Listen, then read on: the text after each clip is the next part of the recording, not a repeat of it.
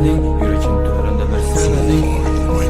Bir senedin, yürekim töründe bir senedin. Başkası bulmağın bir senedin, yürekim töründe bir senedin.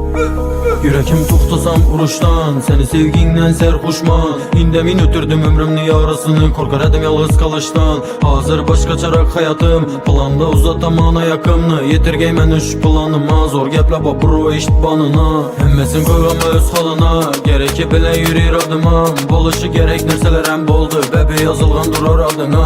Sana məni gəpdim yox qazı, bərgən dönüdün mən özüm razı.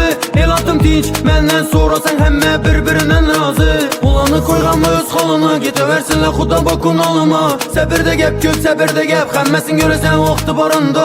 Məni sana gəpdim köp qazı, mən barılan yerimdə özüm qazı. Hələ bu köp gəpdən azı, söyləmini sən küləsən mazı. Koynuna gəp yok iman güçlü, bir-birindən zorları durar eşitib. Vaxtı gəlsə yenə sən aytamam, biləsən kim kimligini eşitib. Sən sevginini saklı ölmədin, sana bu ayın şansınla maklı ölmədin.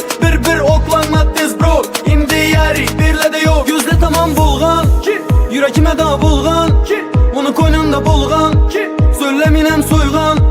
Gözlə tamam bulğan, yürekime da bulğan, onu koynunda durğan, söyləminəm soyğan. Səni mən dərdinə aşıqman, tünlər xalavətim aşıqsam. Xatirələrimiz almaşmaymaq, heç qaysı bir insanı dünyasına. Azğına dərdinə aldın mı, yaxşı gəplərimlə aldın mı?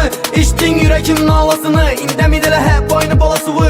Yardımını kütməyik insandan, könlünə saladı onan bil Allah. Həmmə tərəfim xainla, yüzü gülsəm yürəğəmdən dolğan. Yaxşı xəmməsin çarası bax, satqan adama mən şəb duraman. Qollarım xarraman, batqan olsam, səni eladın hakimi mən bolamam. Gözlə tamam bulğan, yürekime da bulğan, onu koynunda bulğan, söyləminəm soyğan. Gözlə tamam bulğan, yürekime da bulğan, onu koynunda durğan.